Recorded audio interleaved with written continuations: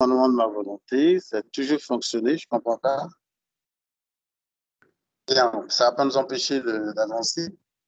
Donc, si vous voulez bien continuer en ce qui concerne les présentations individuelles pour qu'on puisse ensuite passer dans le vif du sujet.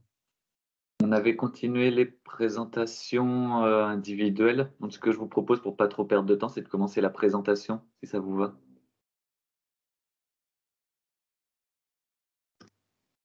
D'accord. Alors, nous sommes donc un cabinet conseil spécialisé en management des organisations, en intelligence économique et management interculturel. Comme ça a été dit, ça fait quelques années que nous opérons sur le continent africain et nous avons réalisé pour le compte de Valeo, Cahors, Total, la Chambre de commerce et plusieurs autres entreprises des formations portant sur le management interculturel. Nous avons aussi travaillé avec Formatex et d'autres itinéraires interculturels, d'autres Acteos également, d'autres sociétés ou d'autres structures de formation spécialisées dans l'interculturel. Alors, ce matin, vous avez donc fait le choix de prendre en compte les différences culturelles pour développer votre business en Afrique. Je peux vous garantir que vous avez fait un bon choix. Pourquoi avoir fait un bon choix? Parce que du fait du passif historique, nous arrivons en général, notre démarche est,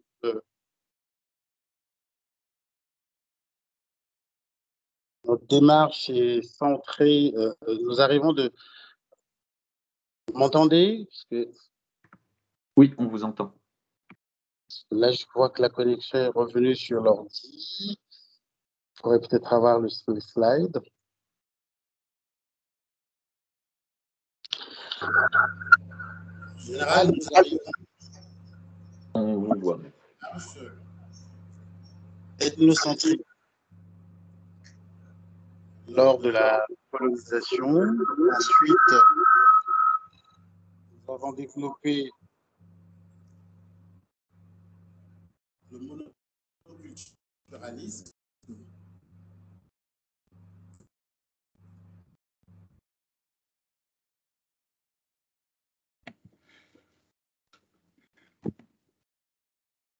Je crois que c'est coupé de nouveau. C'est de nouveau coupé.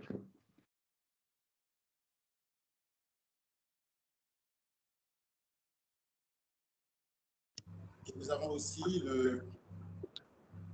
avec la mondialisation, nous avons une démarche interculturelle soutenue ou tempérée par l'exception culturelle de la langue française, tout en veillant au rayonnement culturel français sur ces anciens territoires, et aussi grâce au fait que nous avons pu laisser le français. Vous m'entendez? Parce que j'ai un écho ici. Oui, je pense que c'est parce que vous êtes en même temps sur votre téléphone et sur Teams. D'accord.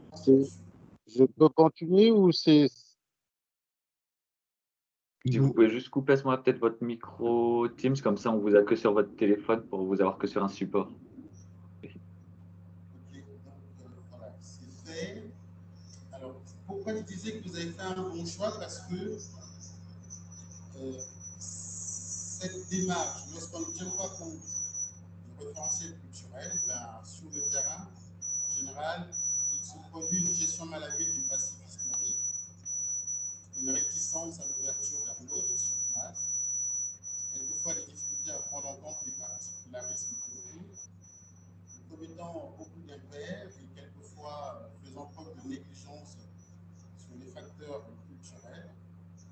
Et un point important qu'on néglige souvent, c'est la difficulté de la famille de l'expatrié à s'adapter à son nouvel environnement. Cela participe à l'échec de l'expatriation. Vous avez fait un bon choix parce que nous avons deux modèles différents lorsqu'on se permet un regard interculturel classique. Vous nous avons le modèle occidental qui est caractérisé par la rationalité, c'est-à-dire l'approche segmentaire de l'action, la maîtrise de la nature, le découpage du travail. En face, nous n'avons pas cette rationalité, mais la relationalité, qui est une approche intégrative de l'action collective et qui nécessite une intégration de l'homme dans la nature et la société. À cela, une circulation des biens, des informations et de l'énergie humaine. Du côté occidental, en termes de profit, le profit est surtout sur le plan matériel. Parce que le temps se gagne ou se perd, l'individu au cœur de la gestion de la vie au travail et hors travail. En Afrique, on parlerait de profit social. Le groupe se vit et ne se perd jamais s'il est partagé ou investi dans le réseau amical. Le groupe est au cœur de la gestion de la vie au travail ou hors du travail. L'un des points qui gêne souvent les expatriés qui viennent ou les collaborateurs ou les responsables commerciaux des grands groupes qui veulent travailler en Afrique, c'est le contrôle de l'incertitude. Le contrôle de l'incertitude se traduit en Occident par des règles, des procédures, des prévisions, de la technologie, des lois et planifications.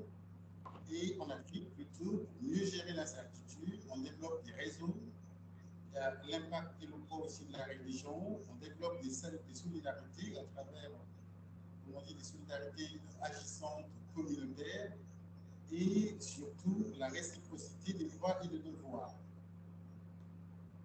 Je disais que c'était un bon choix parce que aujourd'hui, aussi étonnant que ça paraisse, l'Afrique est le deuxième continent d'expatriation des Français. Il y a à peu près 1 642 953 Français qui est inscrit au registre mondial des Français établis hors de France, soit une hausse de 2%. Et vous verrez qu'après les États membres de l'Union européenne, c'est l'Afrique qui arrive en deuxième position devant l'Amérique du Nord avec 17,7% des Français à l'international, ce qui n'est pas rien. C'est donc un continent qui intéresse toujours les intérêts français, l'industrie française. Et c'est tout à fait normal qu'un continent qui a plus de 2000 langues, plus de 1000 ethnies, plus de 54 États, ce qui nous permet de dire que l'Afrique, ce n'est pas un État, c'est plusieurs, 54, avec plus d'1 milliard d'habitants, mais avec un seul point commun. Je pense que vous posez la question, lequel, et c'est pour ça que nous disons que c'est une meilleure idée d'avoir toujours une compréhension des référentiels culturels de votre marché cible, parce qu'il y a 5 aires géographiques en Afrique. Nous avons l'Afrique du Nord, composée des pays du Maghreb, nous avons l'Afrique du Sud, qui n'est pas seulement l'Afrique du Sud, puisqu'il y a le Botswana, le Mali, la Namibie, etc., plusieurs pays. Nous avons l'Afrique de l'Ouest, avec le Sénégal, etc., l'Afrique de l'Est, l'Éthiopie et l'Afrique du Centre, la République démocratique du Congo, le Congo-Brazzaville et d'autres pays. Donc nous avons 5 aires géographiques et plusieurs peuples différents, mais tout ce monde a un fond, un point commun, c'est celui qu'on va découvrir tous ensemble. Mais avant de le découvrir, je pense que vous êtes tous posé la question, comment en intégrant les réalités socio-culturelles africaines et leur impact, pouvons-nous mutualiser nos intérêts, c'est-à-dire mutualiser avec la partie africaine pour trouver vos marchés,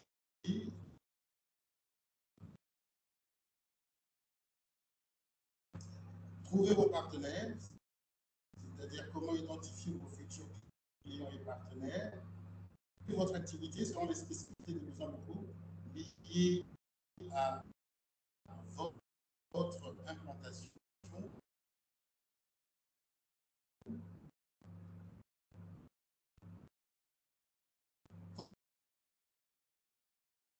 Construire. Vous m'entendez? On vous entend, ça coupe beaucoup. Oui, ça coupe énormément. Énormément. peux continuer. Oui, là, on vous entend. Construire ou développer votre réseau local ou avec la diaspora nationale en France, les diasporas nationales en France, je vous dis, faire du risque culturel une stratégie d'affaires, maîtriser les spécificités socioculturelles de vos marchés cibles, envisager l'efficacité de vos équipes et missions en contexte africain. Et cette question nous permet aussi de vous informer, comme ça a été dit tout à l'heure par l'un des participants, qu'on constate effectivement en Afrique une forte concurrence qui se développe et surtout les parts de marché français qui se perdent de manière lente mais continue. Et ces évolutions offrent néanmoins des opportunités à la seule condition de s'y adapter. Donc la question qui nous réunit ici ce matin serait presque celle qui consiste à dire comment épouser les courbes des évolutions culturelles du marché africain. C'est nécessaire de se poser ces questions pour mieux gérer les malentendus, d'éviter les pièges de l'interculturel, de se parler pour se comprendre, de prospérer dans une culture différente, d'adapter sa communication, les us, de comprendre et connaître, de connaître et comprendre les us et coutumes, surtout les valeurs symboliques. Et enfin, comment juxtaposer ou intégrer, oui, ou intégrer la culture de l'autre. Est-ce qu'à ce stade, vous avez des questions? Oui, en fait, moi, quand vous dites que dans le monde occidental, on cherche le profit, le bien matériel, alors qu'en Afrique, on va chercher plutôt le bien social. Est-ce que c'est valable aussi pour l'Afrique anglophone, notamment au Nigeria, parce que je n'avais pas l'impression que ce soit toujours le cas. Oui, c'est valable pour pratiquement toute l'Afrique, même l'Afrique du Nord. C'est parce que pourquoi c'est valable? Parce que tous ces peuples ont un fond culturel commun qu'on va tous découvrir tout à l'heure, qui permet évidemment de gérer les relations humaines sur cette base. Ok. Si je peux me permettre de rebondir sur le Nigeria, c'est Laetitia Laurent, Société Voco en Alsace. Moi, je traite le Nigeria via un PDG libanais. Je ne sais pas si c'est votre cas, mais les Libanais, en termes de visée et de commerce, ça n'a rien à voir avec le local nigérian. C'est peut-être qui peut expliquer votre remarque. J'ai travaillé avec des Libanais au Nigeria et là, maintenant, je vais travailler avec des Nigérians, en fait. D'accord, alors c'est un petit peu différent, bien Oui. que la pression des prix au Nigeria est catastrophique. Au niveau des négociations, il lâche rien. Oui, c'est pour ça que je trouve que Ouais, c'est ouais. monnaie au Nigeria quand même. Oui, et il y a beaucoup de corruption au Nigeria. C'est le pire de tous les pays que j'ai fait, je pense. Alors que je trouve qu'en Afrique francophone, j'ai l'impression que la relation humaine est plus importante que. Bah, c'est ma vision, hein, mais Oui, le tout à fait ressenti que j'ai. d'accord avec vous. Tout à fait d'accord avec vous. Oui, au niveau francophone, on est plus sur l'humain. Et là, pour le Nigérien, en tout cas, c'est très. Ouais, pour le Nigeria, ouais. Oui, vous avez raison, oui, c'est mon impression aussi. D'accord, donc on va partir, on va retenir ces deux impressions et avec le développement de ce que j'ai à vous proposer ce matin, vous pourrez ajuster ou améliorer cette perception. Alors, pourquoi ce rendez-vous sur l'Afrique? Ce rendez-vous sur l'Afrique s'inscrit dans le cadre du management interculturel. Et le management interculturel se définit comme la gestion des différences culturelles au sein d'une entité publique ou privée. Il vise la communication, l'organisation d'acteurs internationaux.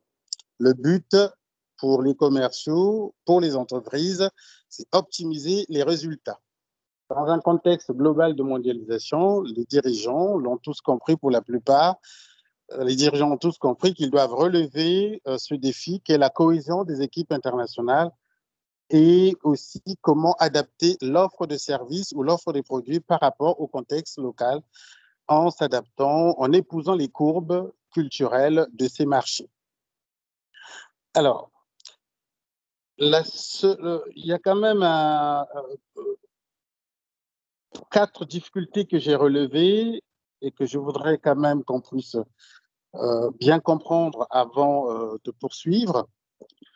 Lorsque l'interculturel se borne à la pose des passerelles interpersonnelles de communication dans la conduite d'un projet en contexte africain, il y a risque que la réussite de celui-ci et votre intégration demeure fragile. Pourquoi? Parce que nous avons constaté en ce qui concerne les impatriés, c'est-à-dire les Africains qui sont restés longtemps en Europe et qui rentrent, qui rentrent chez eux, ils ont souvent une réticence à l'ouverture vers leurs frères, une incapacité à prendre en compte les changements culturels et les évolutions des mentalités. Ils sous-estiment les sous-cultures et ils sont souvent en plein mimétisme culturel, ce qui pose des problèmes d'accueil et d'installation, et parfois aussi une gestion malhabile du passif familial parce qu'ils ne maîtrisent plus toutes les évolutions ou tous les liens organiques qu'il y a dans la communauté ou dans la famille.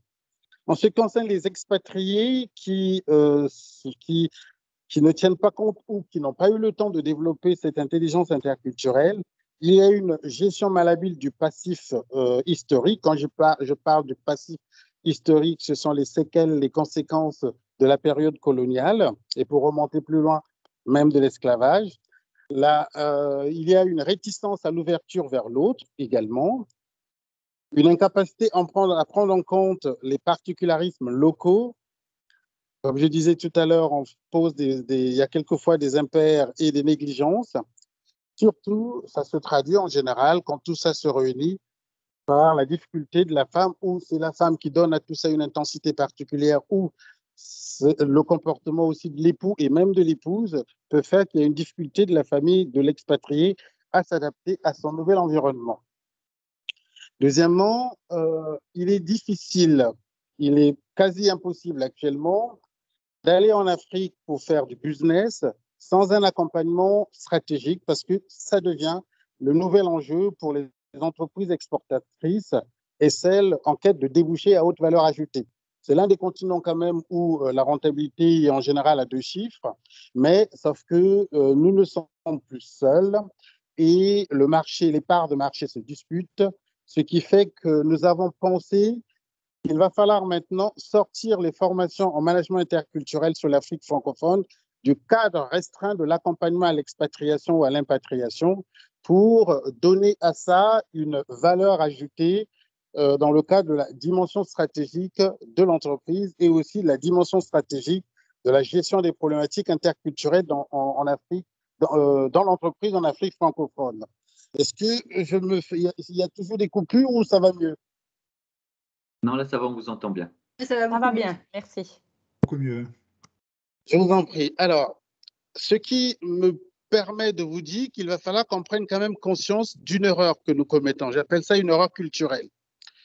La principale erreur culturelle, à l'origine, on ne le dit pas, mais à l'origine de beaucoup de déboires, c'est celle qui consiste à penser que le fait d'avoir en partage le français dans l'espace culturel francophone veut dire que nous connaissons la France et les Français ou l'Afrique et les Africains.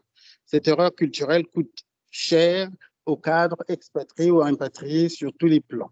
Je pourrais développer en formation, mais là, vu les délais impartis, je répondrai aux questions pour éclairer certains qui le souhaitent.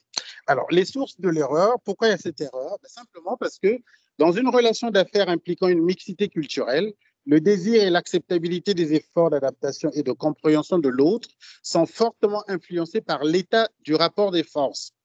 Alors, autrement dit, la charge et le besoin de comprendre l'autre dans ses perspectives propres sont essentiellement à la charge de celui représentant la puissance moindre, celui qui est jugé ou se juge avoir le plus grand besoin de l'autre. C'est pour ça, j'enseigne toujours aux étudiants que l'ennemi de la France, l'ennemi du français en Afrique, ça n'a jamais été la terre d'accueil, d'hospitalité ou les Africains, mais c'est souvent la culture française elle-même, avec tous les stéréotypes qu'elle peut véhiculer sur l'autre.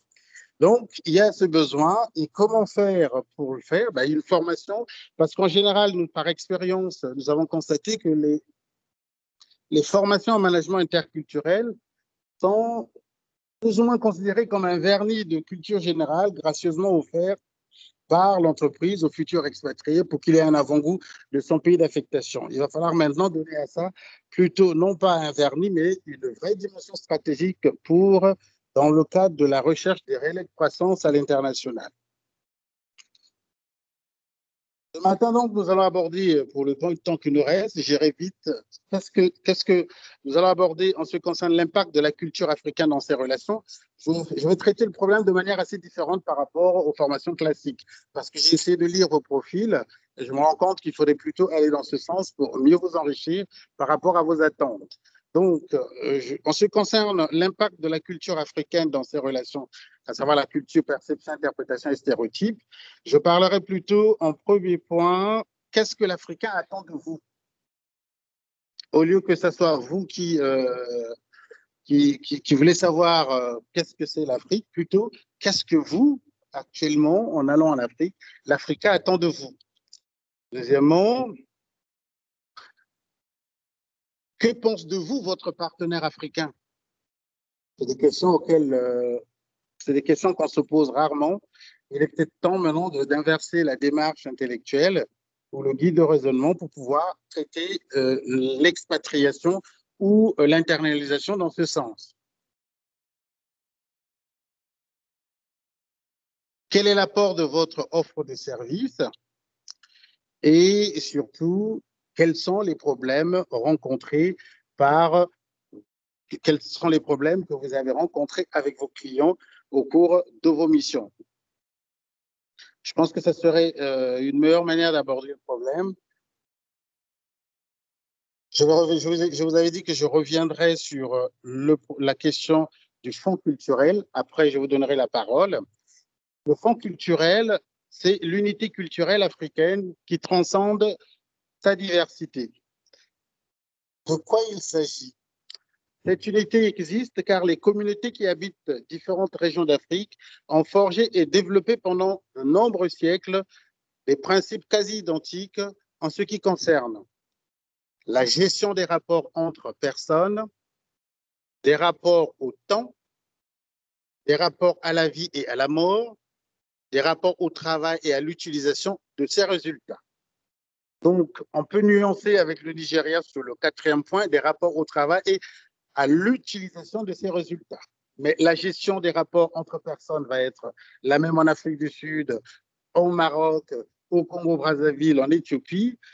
Le même rapport au temps, le rapport à la vie et à la mort, le rapport au travail et à l'utilisation. Que ce soit en Afrique du Nord, au Sud, d'Est en Ouest, ce qui prédomine, c'est le groupe. La famille prime sur l'individu. L'âge, ou plus exactement la vieillesse, n'est pas considéré comme une déchéance. La parole et l'échange direct sont plus valorisés que l'écrit. Je me souviens quand j'avais commencé avec le conseil, lorsque j'ai eu mes premiers clients ivoiriens et sénégalais, après avoir fait l'offre de service, après avoir proposé l'offre de service, je les ai rencontrés et je leur ai proposé un contrat. Ils m'ont dit c'est très bien, on se retrouve vendredi pour le signer. J'ai jamais vu ces personnes jusqu'à ce jour. J'ai refait la même erreur, je n'ai jamais revu ces clients. Et j'avais compris que ce qui pose des problèmes, c'était le contrat. Parce que le contrat était un corset qui ne les convenait pas pour la simple raison que la confiance précède le contrat en Afrique, alors qu'en Occident, le contrat détermine le degré de confiance. La confiance précède le contrat en Afrique. Je n'avais pas de rapport de confiance avec eux. C'était des clients. J'ai proposé une offre qui les convenait. On a un contrat pour pouvoir travailler. Ça ne les convenait pas. Venant d'un frère, il fallait d'abord qu'ils te connaissent, qu'ils discutent avec toi, échangent. Et après, on verra ce qu'on pourrait mettre dans ce contrat. Et donc, du coup, je ne propose plus de contrat, mais je propose des lettres de mission. En fait, c'est des contrats déguisés, des lettres de mission. Et ça les convient, puisqu'à l'intérieur de ces lettres de mission, j'ai un certain nombre d'articles qui stipulent pas mal de contraintes pour la structure. Et ça les arrange. À partir de là, j'ai compris, ça fait pratiquement 18 ans que je travaille dans ces pays. Je peux me vanter ou me nous pouvons nous targuer de n'avoir, peut-être pas se targuer, mais nous pouvons dire que nous avons rencontré moins de problèmes en ayant bien compris comment fonctionne, quel était le rapport ou le poids de l'oralité dans la conduite d'une affaire et comment il fallait associer l'oralité et l'écrit pour pouvoir préserver les acquis et les intérêts des uns et des autres. Donc, le fonds commun, le fonds culturel et managérial commun africain, ce fonds culturel commun africain correspond à un modèle organisateur très répandu en Afrique. Modèle qui intègre très profondément les mentalités actuelles, modèle aussi dont la résurgence se traduit par des dysfonctionnements souvent mal appréhendés par les gestionnaires de projets, à savoir retard, absentéisme, privilèges accordés aux membres de la famille. Les conséquences actuelles de son déni, c'est-à-dire de la non prise en compte du fonds culturel ou sa négligence dans la gestion des entreprises, se traduit par des dysfonctionnements analogues dans tous les pays d'Afrique. Retrait du travail, manque d'efficience, absentéisme, retard, népotisme, détournement de moyens de l'entreprise, faible capacité de prise de risque, absence d'initiative et de créativité, mais aussi par des incompréhensions et déceptions mutuelles entre Africains et Français autour des points suivants. Rapport au temps, horaire, rythme de travail, temps au travail et en dehors, rapport à l'entreprise, salaire vis-à-vis de la famille, du clan d'origine du pays, rapport aux autres personnes, aux chefs, aux leaders, aux faux collègues, à l'étranger, rapport à l'environnement, rapport entre la vie au travail et hors travail, rapport à l'imprévu, anticipation, prévision, planification. Donc, ce fonds culturel commun, je viens de vous le dire, il porte sur la gestion des rapports entre personnes, des rapports au temps, des rapports à la vie et à la mort, des rapports au travail et à l'utilisation. Pour le rapport au travail, juste quelques informations. Vous m'entendez? Oui, très bien. Oui. Très bien. Pour le rapport au travail, par exemple, il faut partir du principe, il faut peut-être pas, c'est pas un principe, mais il faut savoir que le travail pendant la période coloniale était un travail forcé. Après la colonisation, il y a eu la décolonisation, mais on n'avait pas décolonisé les mentalités. Donc, une bonne partie des pays d'Afrique, francophones, anglophones, etc., ont gardé les stigmates de ce travail forcé parce qu'il se caractérisait par des razzias dans les villages pour les constructions des infrastructures de base. Ça se traduisait par du travail sans horaire déterminé ou préétabli et c'était presque des travaux forcés déguisés qui avaient été maintenus. Alors, lorsque vous arrivez dans certains pays, on va vous dire que le travail n'est pas source d'épanouissement pour celui qui travaille, mais le travail est un moyen pour résoudre les problèmes de la communauté et de la famille. Ce qui fait que lorsque vous êtes nommé, par exemple, ministre au Cameroun, ben, il y a 3-4 jours de réjouissance consacrés à son village pour remercier le président de la République que vous avez nommé, mais surtout, on sait que la chasse a été fructueuse puisque vous êtes revenu avec cette nomination. Donc, on a ce genre de situation qui fait que le rapport de travail n'est pas le même. Il n'est pas le même malgré les évolutions. Oui, de mieux en mieux, on se rend compte qu'il faut travailler pour subvenir aux besoins de sa famille, mais il reste que ce n'est pas vraiment la source d'épanouissement, contrairement à ce qu'on pourrait entendre en Occident en termes de développement personnel et de développement individuel et épanouissement personnel. Alors, ce fonds culturel commun s'appuie sur une cosmogonie commune, une croyance et une puissance supérieure qui transcende la diversité de toutes les religions, imprègne les mentalités de façon ouverte et très tolérante. Ainsi, par exemple, au Bénin, il n'est pas rare de voir une personne aller prier le matin à l'église catholique, l'après-midi dans une mosquée et le soir dans un temple vaudou. Au travers de la tradition orale, les axes clés d'un modèle culturel organisateur commun ont été constitués, développés, entretenus, diffusés dans toutes les régions d'Afrique. Ce fonds culturel commun partagé apparaît comme un modèle organisateur et intégrateur hérité des ancêtres, un modèle très partagé en Afrique sur lequel ont été généralement plaqués des modèles de gestion importés depuis l'époque coloniale, ce qui crée quelquefois des inadaptations. Alors, il y a quand même la question que je vous ai posée, parce que sur le fonds commun, il y a des questions.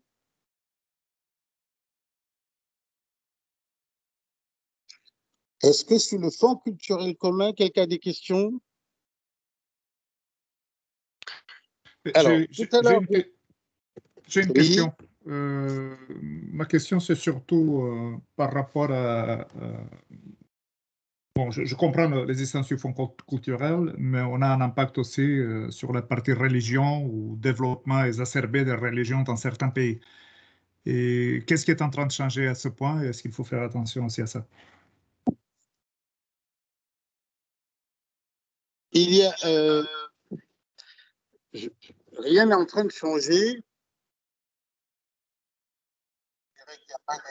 Rien n'est en train de changer, mais c'est plutôt, oui, la circulation de l'information, la mondialisation a généré des éveils identitaires, une confiance en soi, un retour aux fondamentaux, aux croyances, qui fait qu'effectivement, dans certains territoires, dans certaines régions, on peut constater, on peut considérer ces éveils identitaires comme étant des revendications, alors que quelquefois, ce n'est qu'un retour vers plus de confiance en soi, parce que effectivement,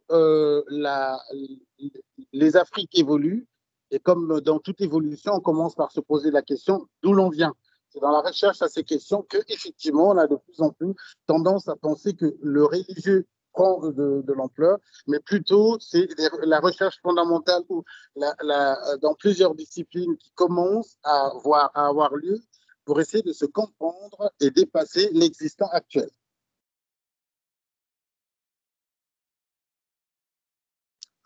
Très bien. Autre question?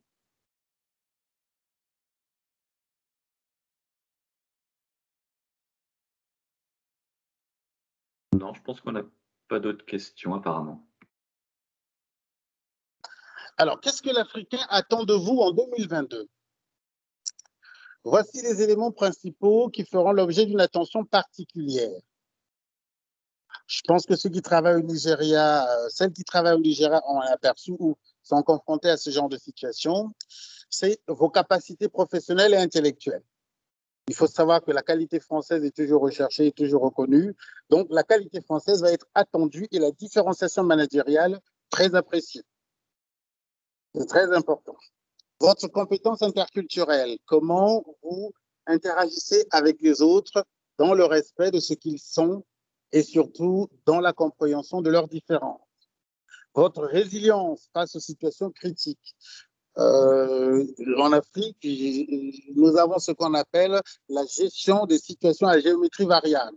Pour avoir cette capacité à gérer plusieurs situations qui, quelquefois, ne vous concernent pas du tout, mais ont des effets secondaires sur vous. Et comment y faire face? Ils observeront, ils vont vous observer comment vous allez réagir, comment vous allez faire.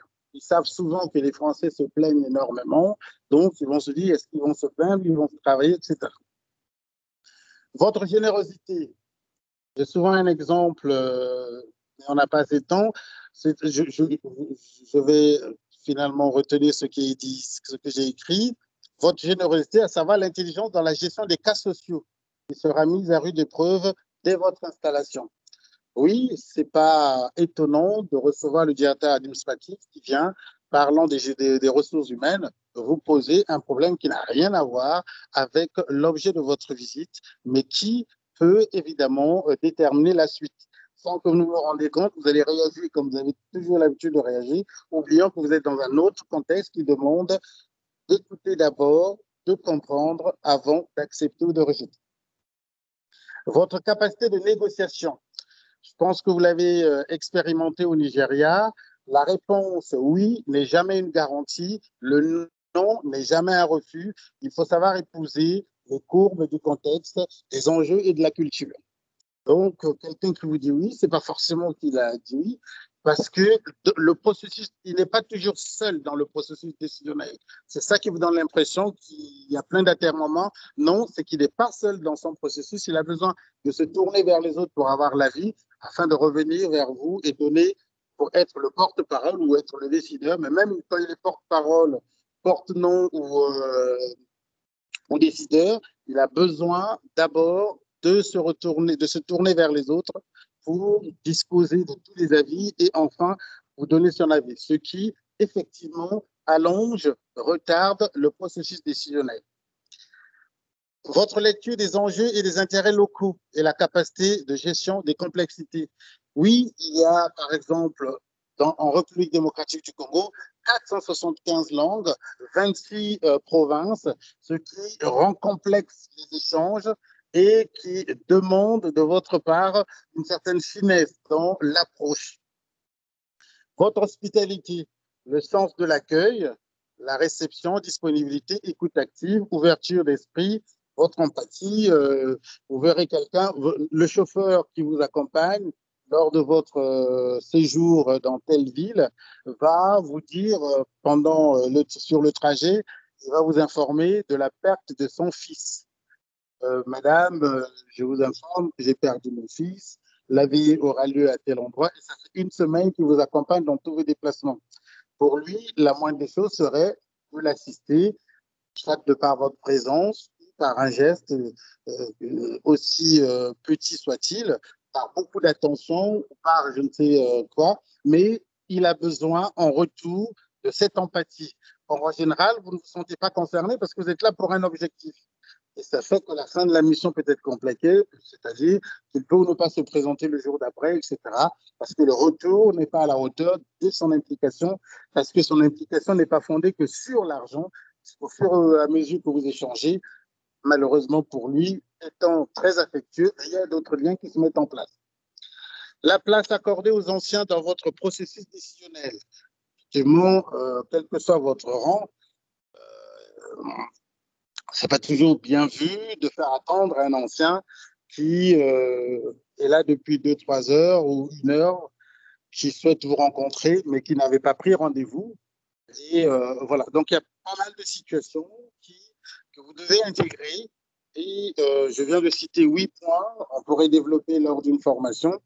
Alors, tout ça, ce n'est pas que l'occidental a quelques soucis, non.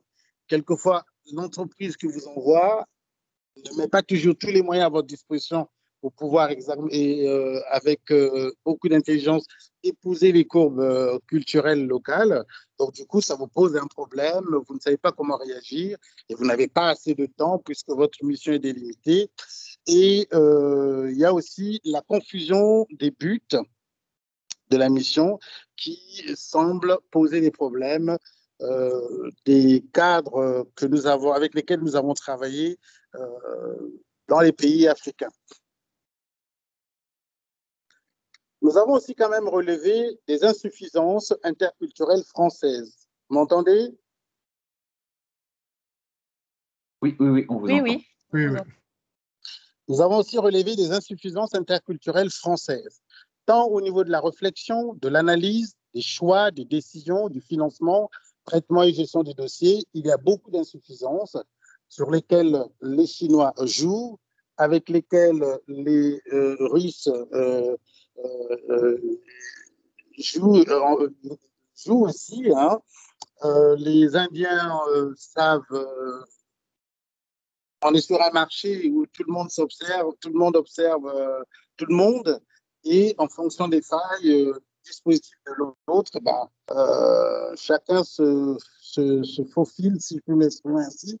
Et nous avons constaté comme première insuffisance, c'est la nature des problèmes à résoudre en amont et sur place.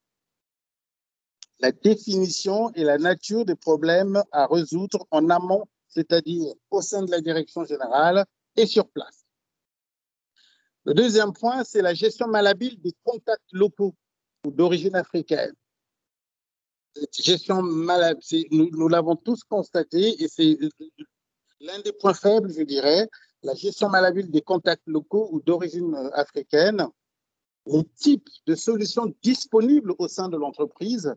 Nous avons travaillé avec une structure qui est chargée de la production des automates électriques et qui proposait ça à certains pays africains.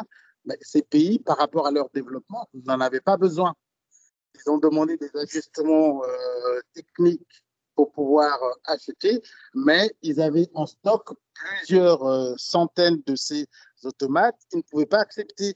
Donc, ils forçaient parce que il n'y a pas moyen de proposer autre chose. Ils forçaient, comme certains vins qui sont proposés qui ne correspondent pas aux goûts locaux, mais on essaie de découler parce que c'est un stock qui doit être écoulé.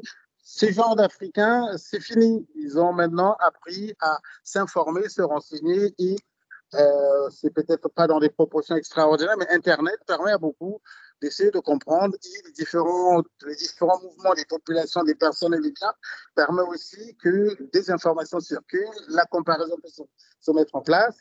Nous avons vu que cette entreprise, pendant 2 ans, n'a pas pu écouler ses produits, que ça soit, elle a circulé dans pas mal, les responsables commerciaux ont circulé dans pas mal de pays sans pour autant arriver à écouler ces produits pour la simple raison que c'était totalement inadapté par rapport à la demande locale. Les types d'acteurs qui appliquent la décision, vous voulez rencontrer le directeur général d'une grande entreprise ici et vous lui envoyez le chef des opérations ou le chef ou le directeur commercial. Vous aurez du mal à être reçu parce que le directeur général a envie et veut rencontrer le directeur général. Et souvent, on envoie un agent, un responsable, c'est un chef de service. Je n'ai rien contre, mais par rapport à la mission ou à ce que l'on veut, il faudrait effectivement se donner les moyens, sauf que quelquefois, nous avons pas mal de déconvenus simplement par ce fait. On ne vous le dira jamais, mais on ne vous recevra pas parce les personnes se sont renseignées, c'est qui, qu'est-ce qu'il veut, etc. Donc, comment ça se fait que moi, le directeur général, c'est ce monsieur qui veut me recevoir, monsieur Intel pouvait le recevoir, etc. La division du travail en vigueur dans le processus décisionnel au niveau de la maison mère, les processus qui gouvernent les tâches des uns et des autres sur place, les circuits d'information disponibles, quelquefois, vous êtes mal renseigné, vous n'avez pas la bonne information parce que beaucoup de personnes ont tendance à... Il y a un trafic d'influence qui veut... En général, tout le monde connaît tout le monde, mais personne ne connaît le décideur. Et ces mauvais contacts ou ces faux contacts font que vous perdez du temps, etc. Parce que ce n'est pas le ministre qui a la décision. Mais ce n'est pas forcément le ministre qui a la décision. Il y a des conseillers qui sont là pour l'instruire. Ce n'est pas forcément le Premier ministre qui a la décision. Il y a des conseillers qui sont là pour le présenter dossier, qui vont avoir un traitement technique des différentes offres, des différentes propositions et qui vont faire des remontées qui peuvent vous être défavorables et parce que simplement vous n'avez pas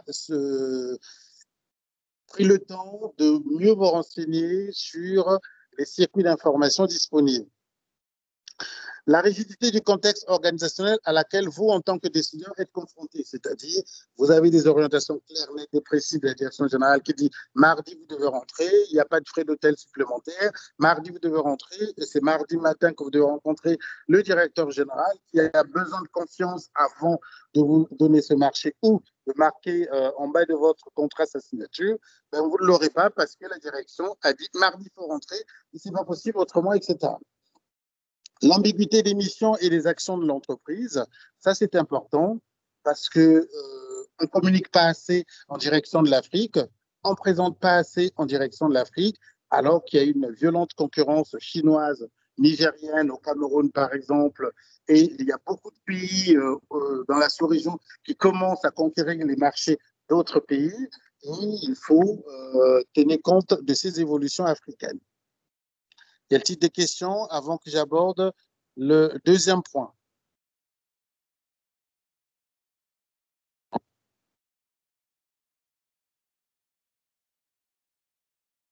M'entendez? Oui, Oui. on vous entend. Nous allons parler donc, nous avons abordé le premier point. Le deuxième, c'est est-ce que vous voyez les slides? Parce que je pense qu'il y a moins de problèmes. Non, on ne voit pas les slides par contre.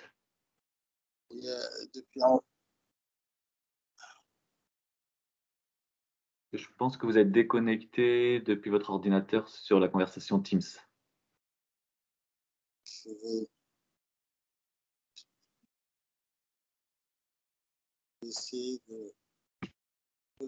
Et parce que je pense que c'est nettement mieux pour le confort de l'échange.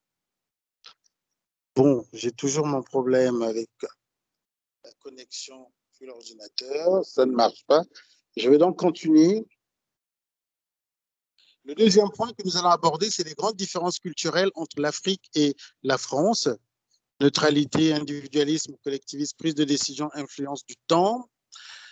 J'ai fait une sélection parce que je ne pourrais pas tout aborder pour des raisons que vous comprenez très bien. Le premier, par exemple, c'est la question du temps. C'est un facteur très important. Ça déteint sur pas mal de situations et c'est souvent à l'origine, évidemment, de pas mal de crispations d'interprétation. Il faut partir du principe que en Afrique, le temps n'est ni gagné ni perdu. Et le concept d'échéance est assez flou. Le temps n'est ni perdu ni gagné et le concept d'échéance est assez flou. Le temps est considéré comme flexible et malléable. Ce n'est pas qu'ils ne vont jamais faire aboutir les projets, puisque la démarche projet est valable pour tout le monde, la qualité s'applique, etc. Mais dans vos négociations, il faut partir du principe que le temps n'est pas une contrainte. L'essentiel est souvent la réalisation, pas le moment. Donc, 2 jours de plus, ce n'est pas aussi catastrophique pour eux, puisqu'ils sont sur place, ce qui veut dire concrètement qu'il faut toujours, au niveau de la direction générale, négocier un flottement de 3 à 4 jours, parce que l'autorité peut ou ne pas être là, vous ne pouvez peut-être pas être reçu comme avant, et que les choses, la pluie n'est pas un obstacle, on dit souvent. Mais s'il y a une grande pluie dans un quartier populaire à Kinshasa, à Douala, à Brazzaville, vous avez de fortes chances que le rendez-vous fixé à 10 heures, que votre partenaire ne soit pas au rendez-vous. Parce que il y a plein d'inondations dans toutes les rues et qu'il ne peut pas arriver. Il va arriver avec 2 heures, 3 heures de retard, ou même, dans le pire des cas, ne pas du tout être présent. Alors, si vous avez prévu ce jour et que vous avez plusieurs rendez-vous qui ne vous permettent pas de revenir à lui, ça peut poser problème. Donc, il faut beaucoup de souplesse parce que les valeurs héritées des ancêtres sont des cadres de référence. L'individu n'a que peu de prise avec les aléas de ce qui peut arriver dans la conduite d'un projet. Ce n'est pas forcément lui, mais il y a beaucoup de choses dans son environnement qu'il peut faire. Le temps, la gestion du temps peut faire que vous ne soyez pas surpris dans la communication qu'il ait souvent tendance à recourir au passé et qu'il fasse preuve d'une disponibilité extrême vis-à-vis des membres de sa communauté. Les croyances religieuses ou pratiques rituelles apparaissent comme le seul moyen pour réduire l'incertitude. Comme on dit souvent, en Occident, vous avez la montre, et en Afrique, nous avons le temps. Deuxième point, en ce qui concerne les grandes différences, ma petite expérience africaine, française, belge, etc., me permet en général d'aborder ça de manière assez particulière et différente. Alors, je vais faire un regard croisé, un regard interculturel croisé, en mettant sur le même slide les deux cultures pour qu'on comprenne la différence. Je vais vous parler du français vu par les francophones d'Afrique. On ne voit pas les slides, en fait. Comment? On ne voit pas le slide. Oui, je suis très embêté parce que je n'ai pas, je ne sais pas ce qui se passe, mais je n'arrive plus. Tout à l'heure, ça passait. Là, je tente depuis que je discute. Pendant que je parle, j'essaie de me connecter. Malheureusement, ça ne marche pas. Nous vous enverrons à l'issue de la présentation les slides. Comme ça, vous aurez toute la présentation imagée. Et il y a également donc le replay qui est enregistré de la présentation. Comme ça, vous aurez les slides d'un côté et également tout ce qui s'est dit de l'autre. Ça vous convient? Bien entendu, j'imagine que vous aurez pu voir. D'accord. Donc, en ce qui concerne les grandes différences, nous avons le français vu par les francophones d'Afrique, et l'africain francophone vu par les Français. Il y a plusieurs causes. C'est une étude que nous avons faite il y a 5 à 6 années, à 6 ans maintenant. Je vous donne 2 ou 3, mais c'est 10 points. En ce qui concerne le comportement professionnel, le premier point, le français vu par les francophones d'Afrique. Le comportement professionnel. Les Français, les francophones d'Afrique disent des Français, ils sont logiques, l'art du raisonnement, abstraits, attachés à leurs principes. Quelquefois, ils compliquent les choses simples. Ils craignent le changement et le risque de perdre leur statut et privilèges dont ils ne parlent pas, mais qu'ils comparent secrètement avec ceux des collègues et concurrents. On dit souvent qu'ils sont rigides. Il est souvent difficile ils sont souvent difficiles à diriger lorsqu'on les a comme collaborateurs, négatifs, plaintifs, exigeants, souvent insatisfaits. On dit souvent que les francophones disent des Français, ils ont du mal à construire des alliances, ils préfèrent l'intelligence à l'efficacité. Les Français vont retorquer en parlant des francophones. En ce qui concerne le comportement professionnel, ils sont logiques, une bonne intelligence humaine, abstraits. Cependant, ils n'aiment pas les procédures, cherchent avant tout à les contourner. L'entreprise sert à résoudre ses problèmes. Le travail n'est pas une source d'épanouissement personnel. Il s'ennuie vite lorsqu'on aborde les questions générales. Seul le comment retient son attention. Ce point est très important. Nous avons eu la directrice commerciale d'un grand groupe que nous avons accompagné à Kinshasa, qui est venu faire une présentation de sa structure et qui a commencé par, il y avait quoi, 25 slides, qui a consacré pratiquement 10 slides sur le centenaire de son entreprise. Je ne sais pas si vous constatez, je ne sais pas si vous voyez la source de l'ennui. Donc, il présente les 100 ans de l'entreprise à un pays jeune qui ne comprend pas tout ce qui se passe et qui ne comprend pas pourquoi cette longue présentation, alors qu'ils attendent comment le produit qu'il va leur proposer va les aider à résoudre leurs problèmes. Donc, à la fin, elle avait tellement ennuyé tout le monde que personne n'a applaudi et du coup, l'intérêt pour le produit aussi est passé à côté. Donc, il s'ennuie vite lorsqu'on aborde les questions générales. Seul le comment retient son attention. Comment je vais vous apporter une réponse? Le produit que vous voyez à telle caractéristique technique, il vous apportera telle solution, etc. Facile à diriger lorsqu'on l'a comme collaborateur, à la seule condition d'avoir des procédures claires et contraignantes. Pour ceux qui poseraient la question, alors comment ça se passe? Facile à diriger lorsqu'on l'a comme collaborateur, à la seule condition d'avoir des procédures claires et quelquefois contraignantes. Ce que nous avons dit, ce que nous avons constaté avec les Français, c'est rigide, il est souvent difficile à diriger lorsqu'on l'a comme collaborateur, négatif, plaintif, exigeant, souvent insatisfait. Alors, en ce qui concerne l'Africain francophone vu par les Français, la loyauté envers les individus prévaut sur celle envers l'organisation. Donc, les relations interpersonnelles, la communication interpersonnelle est l'un des mots-clés que vous devez bien comprendre et bien maîtriser. La relation interpersonnelle et surtout comment mettre en place des passerelles de communication interpersonnelle pour pouvoir développer des rapports de confiance qui vous permettent de mieux présenter, mieux vendre vos produits. La deuxième grande différence, le comportement en réunion. Vous avez organisé pas mal de réunions. Sur ce point, j'aimerais bien qu'on interagisse. Quel est le comportement en réunion du français vu par le francophone? Le comportement en réunion du français vu par le francophone, c'est qu'il respecte peu les ordres du jour, souvent en retard ou part en vacances, préparation insuffisante des dossiers. Les dossiers ne sont pas toujours explicites lors des présentations. Débat sur les opinions, très peu sur les faits. Que disent les Français sur les Africains francophones en ce qui concerne le comportement en réunion? À une gestion souple du temps et de l'espace. Cela pose un problème dans le respect de l'ordre du jour, la gestion des priorités, le respect du temps de parole. Très souvent en retard, il n'a aucun problème à terminer tard sa réunion. Débat sur les opinions, très peu sur les faits. Est-ce qu'il y a des questions sur les grandes différences? Il nous reste 2 slides sur le sujet.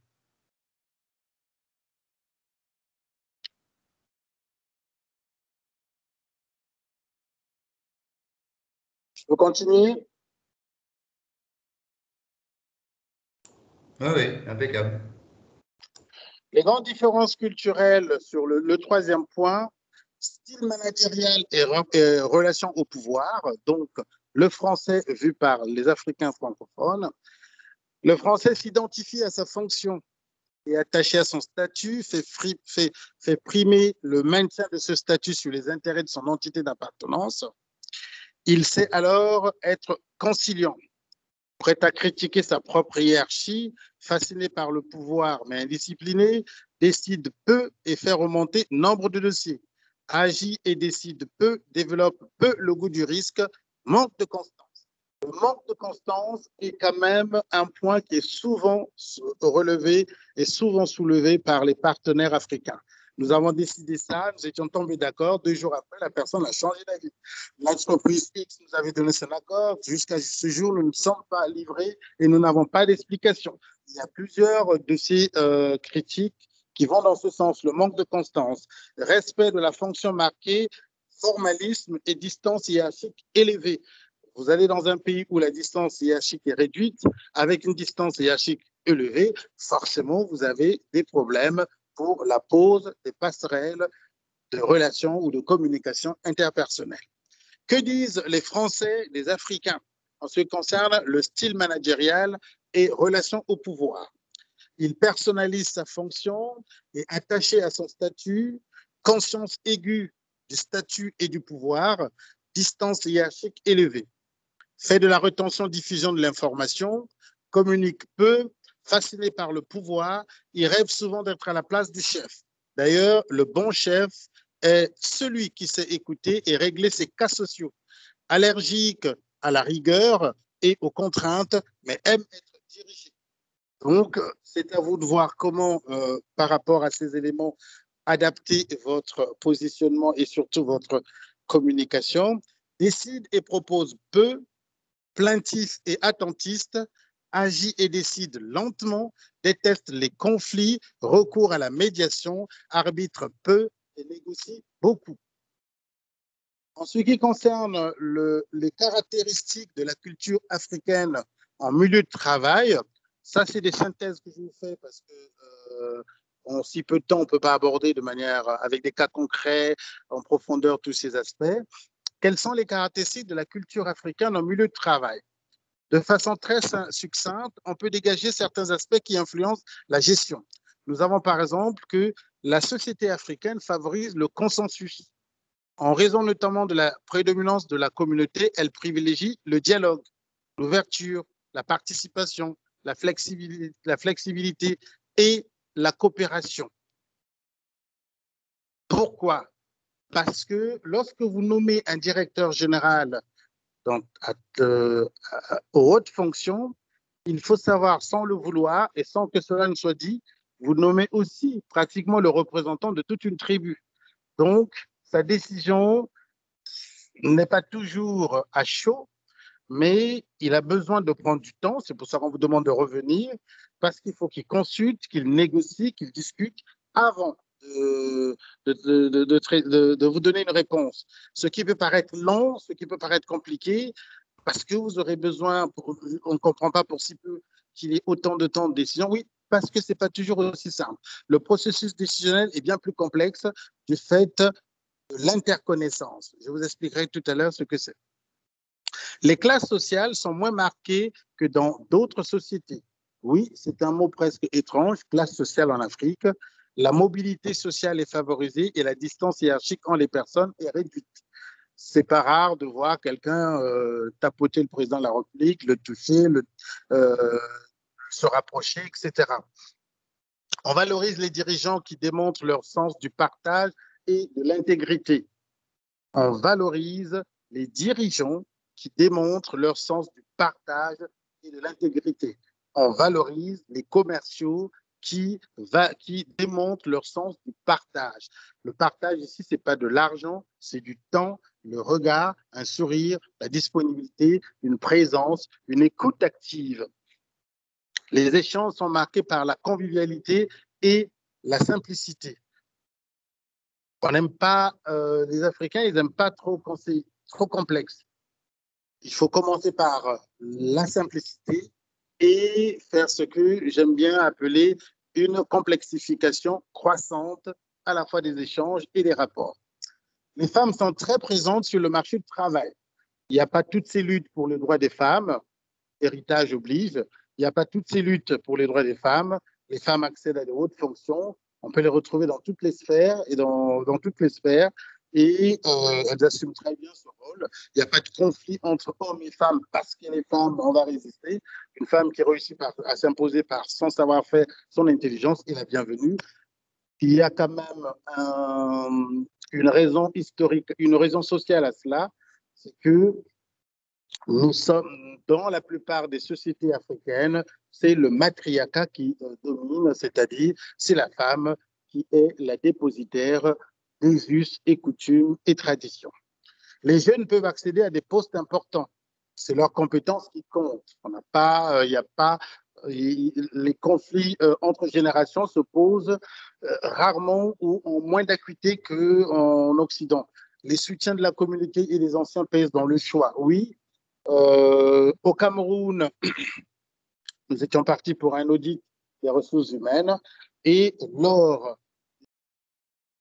des le terme échappe, excusez-moi, lors des entretiens d'embauche, il n'était pas étonnant de voir un candidat venir avec une personne âgée pour dire « Monsieur, je m'engage, si je vous dis qu'il est bon, c'est qu'il est bon, sur l'honneur, s'il y a un problème, appelez-moi, etc. » Et les personnes qui viennent avec d'autres personnes âgées ont plus de chances d'être retenues que quand vous arrivez seul. Donc, le soutien de la communauté et des anciens pèse quelquefois dans le choix. Ce n'est pas systématique, mais il y a des cas comme ça, comme cette entreprise, qui était une entreprise familiale, et ceux qui venaient plutôt avec les anciens, soit de la communauté ou proches. Les conflits se règlent grâce à la négociation. L'expression violente des rivalités et des différences politiques n'est pas tolérée. Oui, les gens sont plutôt scandalisés de voir un étalage de violence parce qu'on préfère négocier pour aller vers un consensus. Les hommes et les femmes sont égaux, ils ont les mêmes responsabilités, ils jouissent des mêmes droits, tant dans les affaires publiques que dans la vie privée. Avant que je ne passe au slide 3, est-ce qu'il y a des questions? Plutôt avant que je ne passe au point 3, est-ce qu'il y a des questions?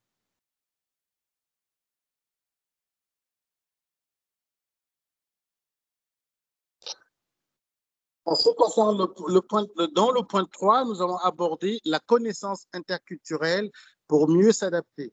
Organisation, processus de décision, les usages. Est-ce que vous m'entendez, s'il vous plaît? Oui, très bien. Oui. Oui, tout va bien. Oui. D'accord. Le point 3, c'est la connaissance interculturelle pour mieux s'adapter. Alors, je vous ai parlé tout au début de la relationnalité. La relationnalité, en ce qui concerne le système d'interconnaissance communautaire, la relationnalité est une approche intégrative de l'action collective qui intègre l'homme et ses intérêts dans la communauté afin de permettre la circulation des biens, des informations ainsi que de l'énergie humaine.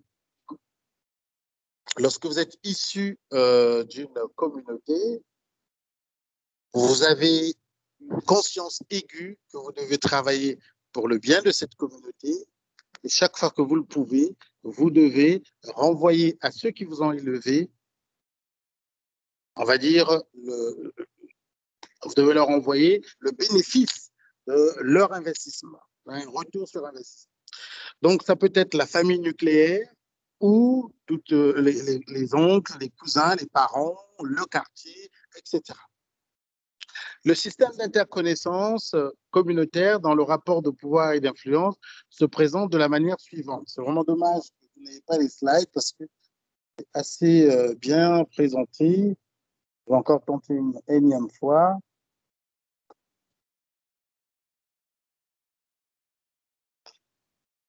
Je vais tenter une énième fois dans l'espoir que ça s'est amélioré. Mais apparemment, pas de chance. Il est où le zoom?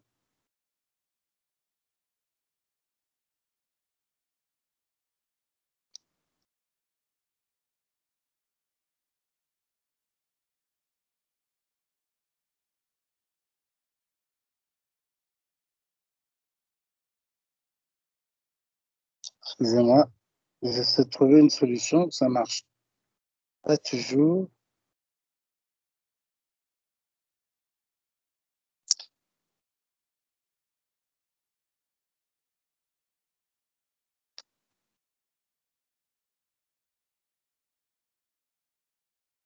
Alors, ça marche pas. Désolé, je reviens sur la relationnalité. En Afrique, en général, dans le cadre le système d'interconnaissance met en place un système d'influence et des rapports au pouvoir où le chef a d'abord comme ceinture première le clan familial.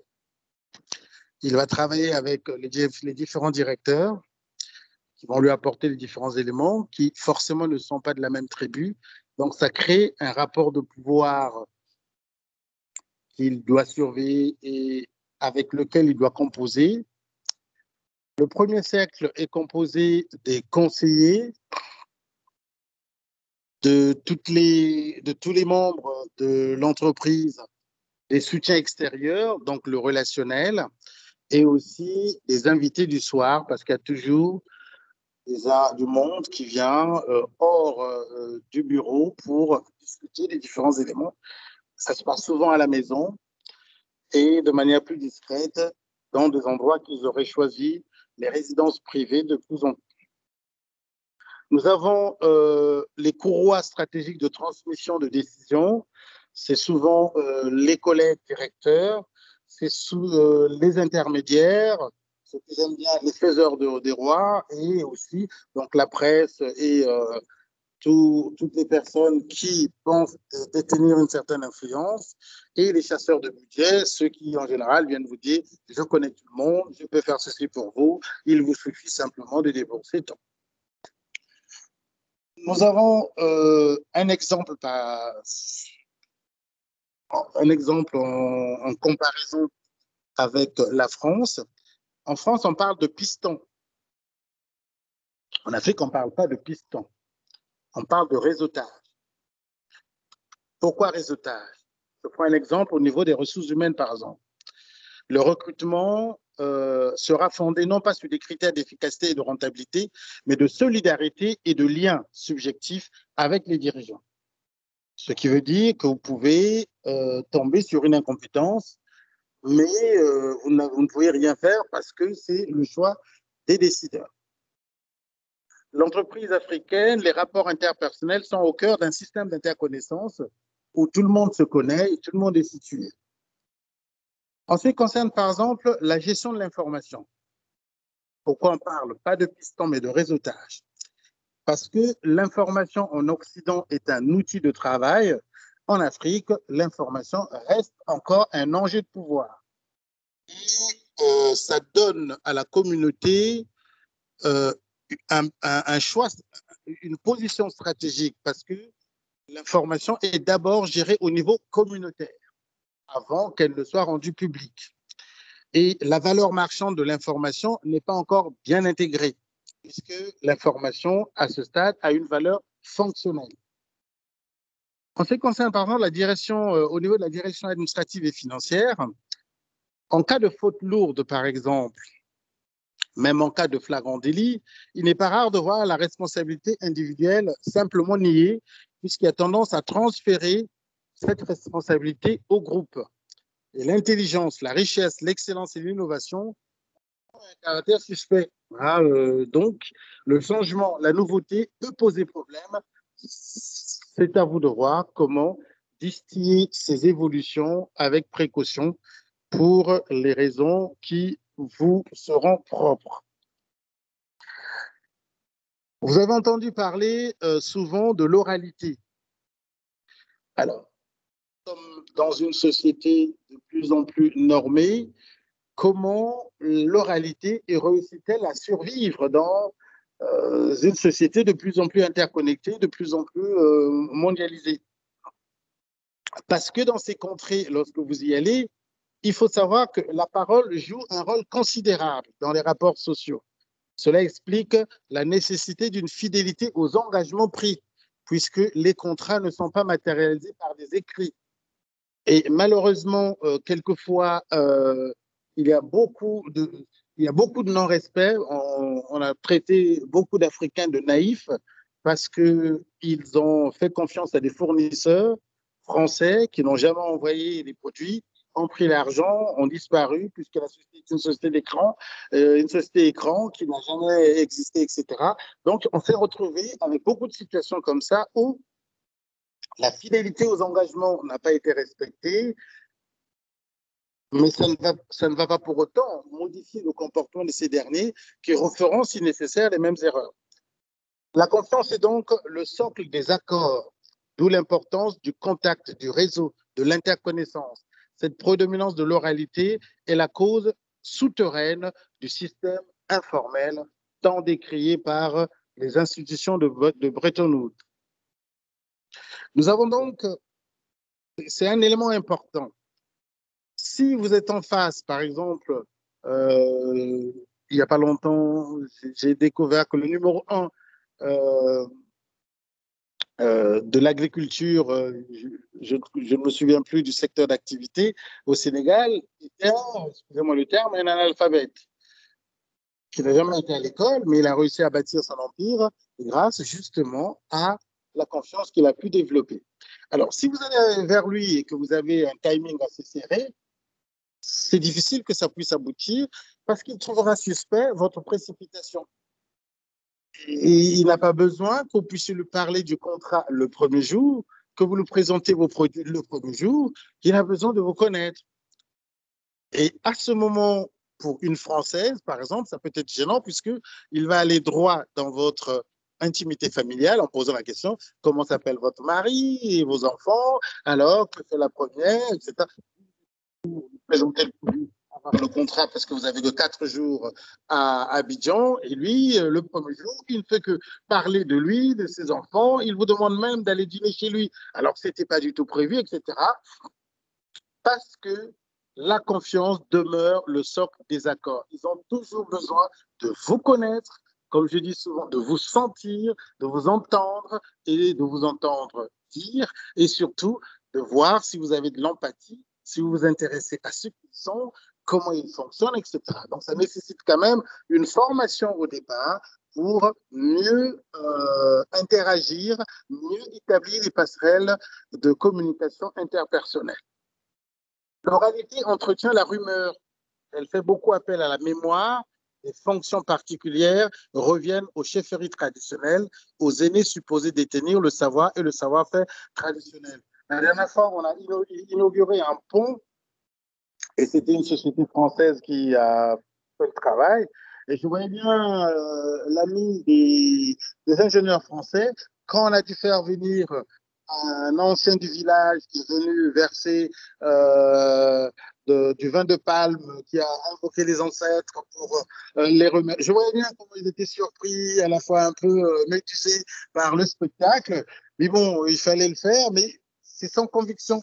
Mais les autres vous observent. Ils observent comment vous réagissez. Est-ce que vous participez? Est-ce que vous faites corps? Ou vous restez vous-même, tout en sachant que cette démarche, cette attitude peut poser problème dans la conclusion ou la poursuite de la collaboration. Nous avons le troisième point qui constitue, les usages. On parlerait ici des usages, non, plutôt la connaissance de la communauté pour mieux interagir. C'est la dilution de l'individu dans le groupe. Qu'est-ce que ça veut dire? Constatons qu'il y a une dilution en Afrique de l'individu dans le groupe. La conséquence du poids de la communauté par rapport à vos partenaires ou les personnes avec lesquelles vous allez travailler, et ça agace en général rapidement la partie française, c'est cette tendance à transférer la responsabilité sur le groupe. Ah, madame, c'est pas moi, mais c'est un tel qui devait le faire, qui l'a pas fait. Oh, monsieur, écoutez, c'est pas moi. Voilà, c'est cette tendance à transférer la responsabilité sur le groupe ou sur les autres. La responsabilité individuelle est rarement assumée. Les priorités personnelles des cadres ne sont pas les mêmes que celles de l'entreprise. Il faut toujours le savoir, les priorités personnelles des cadres ne sont pas les mêmes que celles de l'entreprise. Les entreprises françaises avec lesquelles nous avons travaillé, effectivement, présentent dans leur ensemble des signes d'appartenance marqués avec une forte tendance à l'esprit de négociation. La cohésion du groupe primant sur l'individu, comme vu précédemment, ces organisations humaines privilégient moins les valeurs de compétition, de possession, de démonstration de force. Quand vous avez un responsable ou quand vous tombez sur une grande entreprise familiale et vous voyez bien que la dilution de l'individu dans le groupe est fortement marquée, qu'est-ce que vous faites? Savoir, nous proposons en général des solutions parce qu'à chaque fois que nous identifions une difficulté, nous avons une solution. La parole est d'or, la parole est d'argent comme solution, la parole est d'argent, mais le silence est d'or. Qu'est-ce que ça veut dire? Il faut éviter les plaintes, les coups de gueule, la critique systématique et la non-reconnaissance qui crispent la communication. Ah ben oui, mais ça fait 15 minutes que j'attends, parce qu'après vous, j'ai un autre rendez-vous avec monsieur Intel. Bon, mais voilà, on va faire vite. Donc voilà, ça crispe la communication parce qu'il n'a pas la même, il n'accorde pas autant la même valeur, même si le sujet va être abordé de manière technique et précise. Pas de plainte, pas de coup de gueule, pas de critique. Ça ne veut pas dire qu'il faut être hypocrite, mais il faut plutôt simplement s'adapter. Le bon chef a une écoute active. En Afrique, le bon chef a une écoute active. Il prend le temps de voir, d'entendre et d'être là, de briller par l'exemple, et il sait aussi sanctionner. Il sait mettre en place un système d'intéressement. Oui, il faut toujours un système d'intéressement par un regard, par une invitation, par un échange, par une visite, des rendez-vous par objectif. Si vous voulez travailler dans ce genre de structure, mettez en place des rendez-vous par objectif comme méthode participative d'évaluation permettant de mobiliser autour des objectifs de l'entreprise. Des rendez-vous par objectif comme méthode participative d'évaluation permettant de mobiliser autour des objectifs. On voit qu'il nous reste moins de 10 minutes. Avec votre permission, je vais aller un peu plus vite. Comment adapter votre communication interculturelle? Alors, avant d'adapter comment adapter votre communication, je vais commencer par vous donner ce qu'on a constaté, les principaux échecs que nous avons relevés sur le terrain dus effectivement à une mauvaise communication. Sur le plan personnel, pour ceux qui s'y rendent souvent ou ceux qui y habitent, il y a quelquefois une difficulté ou échec d'expatriation ou impatriation. Il y a 85% des projets n'aboutissent pas en Afrique, simplement parce qu'il y a eu échec de négociation, échec d'implantation, échec de réalisation, échec de la coopération interentreprise, échec d'alliance ou de joint venture, échec d'impatriation. Pourquoi? Parce que quelquefois, le produit marketing est inadapté par rapport aux habitudes de consommation du marché cible, inadapté parce que trop élevé, la France produit on ne peut pas reprocher ça, c'est le système économique qui est établi comme ça, produit souvent des produits de haute technologie, alors que l'Africain, dans certains segments de marché, a besoin des produits de moyenne technologie ou de basse technologie. Mais comme ça existe bien dans les stocks, on a envie d'écouler et quelquefois, ça n'aboutit pas. Donc, produits marketing inadaptés, perte de talents locaux, c'est-à-dire votre comportement, votre incompétence interculturelle fait que vous perdez les talents locaux, ça génère une mauvaise communication locale, comme j'avais dit tout à l'heure, une gestion malhabile des intérêts de l'entreprise, des négociations interentreprises qui sont souvent inabouties, Une incompétence interculturelle caractérisée qui pose des problèmes, des situations de travail conflictuelles avec les cadres locaux, ça c'est récurrent, les situations de travail conflictuelles avec les cadres locaux, mauvaise gestion des priorités à géométrie variable, des priorités à géométrie variable. Un exemple, le dernier exemple que nous avons connu, c'est au Cameroun, dans une scierie, voilà, nous avons constaté, le patron avait constaté entre le 25 et le 2 qu'il y avait beaucoup de rébus dans son atelier. Il ne comprenait pas, il s'est dit mais qu'est-ce qui se passe? Et ça commençait quand même à gêner son chiffre d'affaires. C'est un jeune, c'est un jeune sorti un jeune ingénieur sorti d'une grande école française, donc qui arrive, on lui confie 800 hectares et c'est à lui, dans le cadre de cette scierie, de produire du bois d'une essence rare pour l'exportation. Donc il arrive, il constate qu'entre le 25 et le 2, il y avait beaucoup de rébus. Il y a un problème, je ne comprends pas. Et, sauf que dans les différents registres, tout le monde était présent. Et à partir du 1er et jusqu'au 4, il constatait qu'au niveau de la guérite, il y avait beaucoup de femmes. Mais qu'est-ce que viennent faire ces femmes ici? Je ne comprends pas. Il va voir le directeur des ressources humaines, mais que viennent faire les femmes ici? Le directeur des ressources humaines gêné, il essaie un peu de trouver des prétextes. Ils viennent et disent, il y a une fuite. Ah, ils viennent chercher leur mari. Et où sont les maris? Ah ben monsieur, vous payez le 24, ce qui fait que du 25 au 2, eh ben, les hommes qui sont avec vous dans la forêt vont au village d'à côté et ben, ils y restent pendant 5 jours. Et quand ils reviennent, bon, pratiquement la moitié du salaire a été dilapidé. Et c'est ça qui fait qu'il y ait autant de femmes. Ah, alors que faire? C'est à ce moment qu'on intervient pour faire des formations en ce qui concerne la gestion du budget familial. La gestion du budget familial et surtout le rapport au travail et les effets induits. Donc, s'il n'avait pas pris en compte une réalité locale, il n'aurait pas pu apporter une réponse. Vous avez donc besoin, quand vous arrivez, de développer l'écoute active parce que les situations sont souvent très différentes aux réalités habituelles et ça nécessite effectivement que l'on se pose, qu'on essaie un peu de se dépouiller, de ce que l'on a comme bagage, comme expérience, comme manière de gérer et quelquefois ne pas se gêner de poser simplement la question comment ça se fait? Pour terminer, j'ai été malade une fois à Chaumont, en Haute-Marne, et pendant 3 jours, je faisais de la fièvre qui ne baissait pas. J'ai eu la chance de ma vie parce que le médecin a été modeste. Il est venu me poser la question comment on soigne votre maladie? Je souffrais du paludisme. Comment on soigne votre maladie?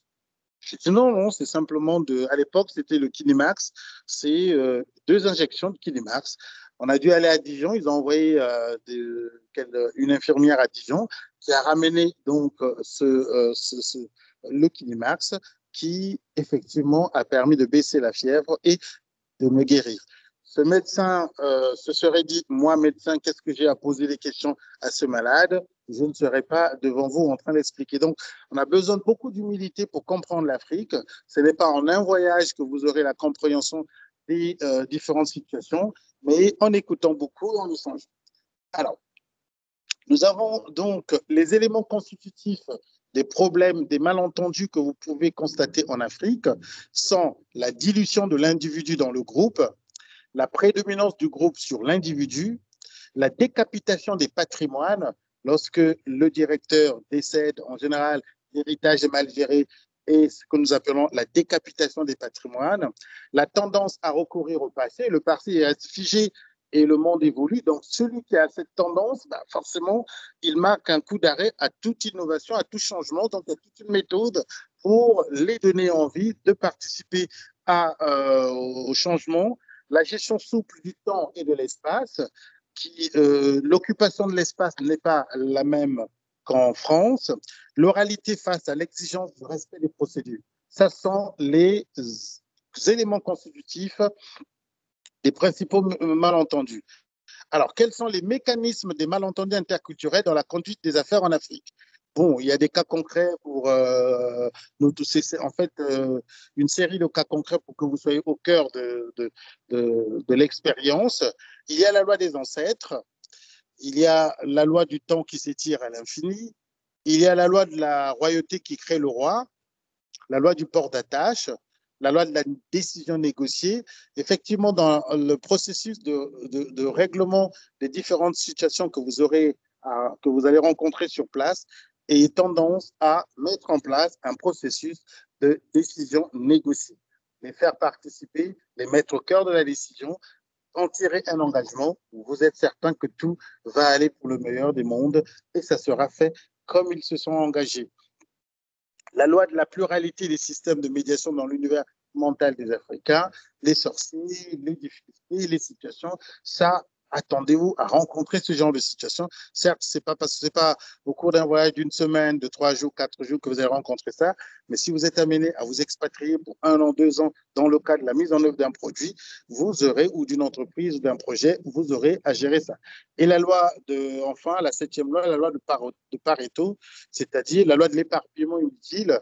On a tendance à gérer beaucoup de choses en même temps et de passer à côté de l'essentiel. Et ça pose problème. On gère facilement le détail, mais pas l'essentiel. Donc, il faut avoir tendance à ramener vers l'essentiel et à faire attendre le détail. Alors, donc, je vais m'arrêter là et j'espère vous apporter d'autres éclairages grâce à vos questions. Comme je disais, nous avons travaillé dans plusieurs entreprises. Nous avons travaillé en Wallonie aussi. Hein.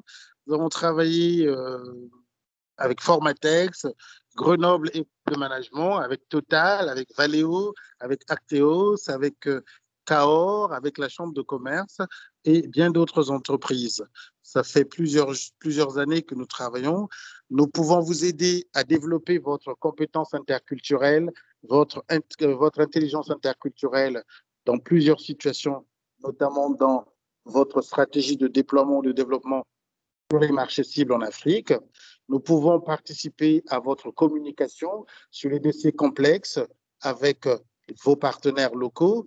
Nous pouvons vous aider aussi à comprendre les Afriques et les Africains pour mieux gérer le risque interculturel et vous faire gagner ensemble. Nous savons aussi identifier les principaux mécanismes des malentendus culturels et disposons des solutions opérationnelles.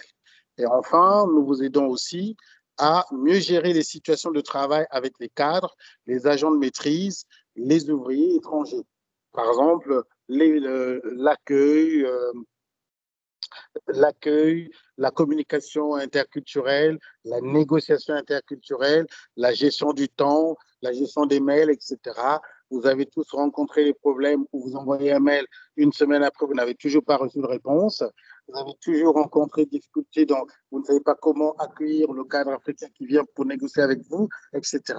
Vous vous êtes posé des questions sur la nature des cadeaux, est-ce qu'il faut un cadeau ou pas, alors qu'en France, ce n'est pas toujours conseillé, juridiquement, ce n'est pas toujours toléré, comment le faire, etc. Donc, il y a pas mal de situations pour lesquelles nous pouvons vous apporter nos éclairages et surtout vous enrichir de notre expertise. Je vous remercie de votre attention.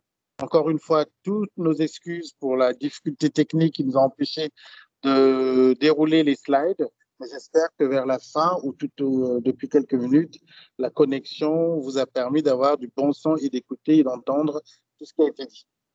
Je vous remercie donc. Merci, Monsieur Passy. Juste pour rebondir sur votre dernier sujet, donc le CCI International Grand Est propose aux entreprises une formation travailler efficacement avec l'Afrique, formation qui sera proposée sous le format distanciel et inter-entreprise, donc ce sera le 6 décembre. Elle pourrait également être proposée sous format intra-entreprise, donc à la date du choix de l'entreprise et en fonction des disponibilités donc, du formateur qui sera Monsieur Passy. Et cette formation intra-entreprise pourra être adaptée, le programme pourra être adapté en fonction des besoins avisés de l'entreprise.